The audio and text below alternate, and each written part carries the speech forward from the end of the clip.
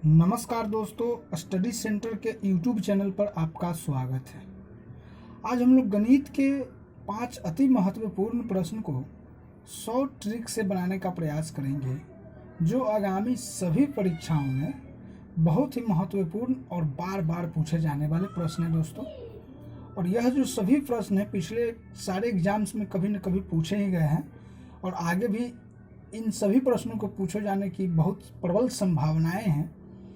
तो चलिए दोस्तों, पहले प्रश्न की ओर चलते हैं। आज का हमारा पहला प्रश्न है, यदि विराट किसी कार्य को अकेला 72 दिनों में पूरा कर सकता है तो राहुल उसी कार्य को 90 दिन में पूरा कर सकता है। वे दोनों मिलकर 20 दिन काम करते हैं। 20 दिन बाद कुल कार्य का कितने प्रतिशत कार्य शेष रह जाता है? तो प्रश्न बहुत ही सिंपल है दोस्तों। इस प्रश्न को बनाने के लिए ज़्यादा कुछ करने की ज़रूरत नहीं है।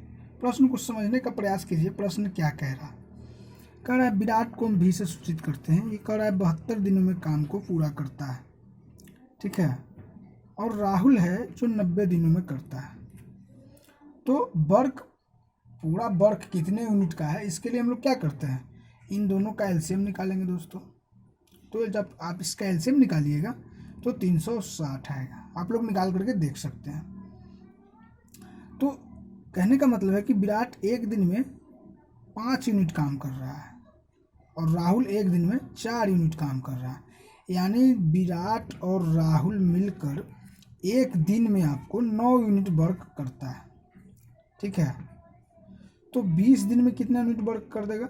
20 × 9 यानी 180 यूनिट वर्क हो जाएगा।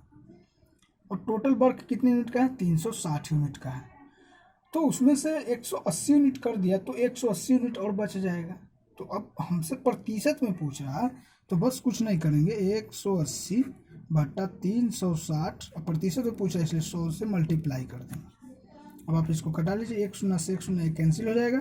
ये 36 × 180 होता है। 10 में 5 से गुना करेंगे 50%। यानी 20 दिन मिलकर काम करने के बाद भी कुल कार्य का 50% जो है काम वो शेष रह जाएगा। तो देखिए 50% किस ऑप्शन में है, तो ऑप्शन नंबर बी जो है वो सही हो जाएगा दोस्तों।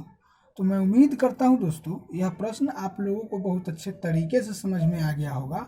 और यदि इस तरह के प्रश्न आपके एग्जाम्स में आते हैं तो आप बहुत ही आसानी से सॉल्व कर सकते हैं। चलिए दोस्तों, अगले प्रश्न की ओर चलते हैं। हमारा अगला प्रश्न है, 9 परीक्षणों का औसत 10 था, जिनमें से पहले 5 परीक्षणों का औसत 11 था और अंतिम 5 परीक्षणों का औसत 8 था। 5वां परीक्षण कितना था? तो बहुत ही सिंपल है दोस्तों। 9 परीक्षण का औसत कितना है? 10 है, यानी कि 9 × 10 करेंगे तो 90 हो जाते हैं। और आगे कह रहा है कि पहले 5 परीक्षणों का औसत जो है वो 11 है, यानी 55 हो जाएगा। और अंतिम 5 परीक्षणों का जो औसत है वो 8 है, यानी 40 हो जाएगा। अब इन दोनों को जोड़ दीजिए, 5 × 4 = 9 = 95। अब इसमें से इसको घटा देंगे दोस्तों तो हमारा 5वां परीक्षण आ जाएगा। यानी 95 में से 90 को घटाएंगे तो 5 आएगा। यानी 5वां परीक्षण कितना है? 5 है। तो हमारा आंसर क्या हो जाएगा? 5 हो जाएगा। तो देखेंगे 5 किस ऑप्शन में है, तो ऑप्शन नंबर ए जो है वो सही हो जाएगा दोस्तों। तो मैं उम्मीद करता हूँ दोस्तों यह प्रश्न आप लोगों को बहुत अच्छे तरीके से समझ में आ गया होगा। और यदि इस तरह के प्रश्न आपके एग्जाम्स में आते हैं तो आप बहुत ही आसानी से सॉल्व कर सकते हैं। चलिए अगले प्रश्न की ओर चलते हैं दोस्तों। हमारा अगला प्रश्न है, एक दुकान 30% और 25% की 2 क्रमिक छूट की घोषणा करता है। रुपये 1200 क्रय मूल्य वाली शर्ट का अंतिम विक्रय मूल्य रुपये में कितना है? तो बस कुछ नहीं करेंगे दोस्तों। बहुत सारे स्टूडेंट क्या करते हैं, 30 और 25 को जोड़ करके 55% करके उसका निकाल देते हैं और आंसर बता देते हैं, तो वो गलत हो जाता है। कुछ नहीं करेंगे दोस्तों। क्रय मूल्य कितना है? 1200। छूट कितने का आ रहा है? 30% यानी 70% पे मिल रहा है। और एक छूट कितने का है? 25% यानी 75% पे मिल रहा है। अब आप इसे सोल्व कर लीजिए। 2 शून्य से 2 शून्य कैंसिल हो जाएगा।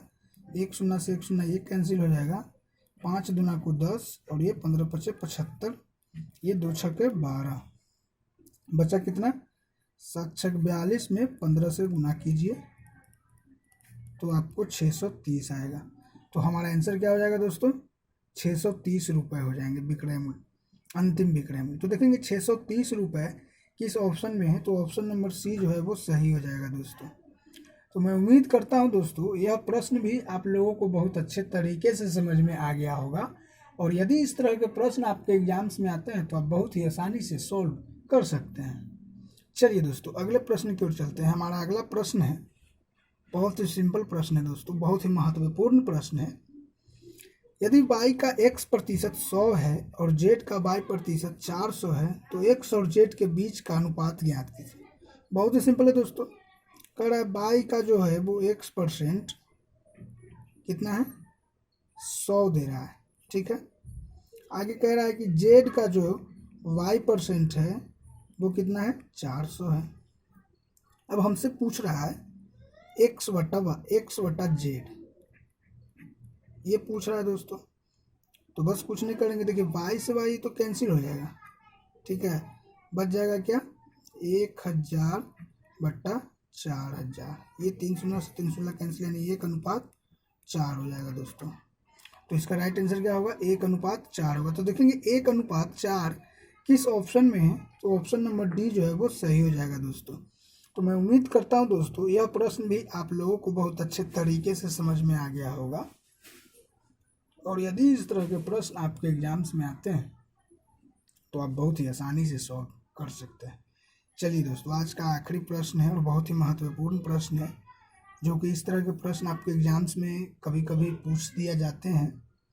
तो चलिए दोस्तों, कह रहा है 12 भागे ब्रैकेट 2 गुने 3 ब्रैकेट भागे 24 भागे 8 - 5 का मान कितना होगा। तो इसको हम लोग बोर्ड मास से सॉल्व करेंगे दोस्तों। देखिए ये 12 है भागा, ये पहले ब्रैकेट है तो 3 गुना को 6 हो जाएगा, भागा ये 24 है, 24 है दोस्तों, भागा 8 में से 5 जाएगा 3 हो जाएगा। बस इसको सोल्व कर लीजिए। तो 12 भागे 6 करेंगे, 2 का 2 भागे 8 हो जाएगा, यानी 2 चौके 8, यानी कि 1/4 आपका राइट आंसर हो जाएगा। तो देखेंगे 1/4 किस ऑप्शन में है, तो ऑप्शन नंबर बी जो है वो सही हो जाएगा दोस्तों। तो मैं उम्मीद करता हूं दोस्तों सारे प्रश्न समझ में आ रहे होंगे और वीडियो भी बहुत अच्छी लग रही होगी। तो चैनल को ज़रूर सब्सक्राइब करें और नोटिफिकेशन बेल को ज़रूर दबाइए, ताकि वीडियो जो अपलोड होते ही उसका लिंक सबसे पहले आप तक पहुंचे। और वीडियो को जितना ज़्यादा हो सके लाइक और शेयर कीजिए, ताकि अधिक से अधिक विद्यार्थियों को इसका लाभ मिल सके।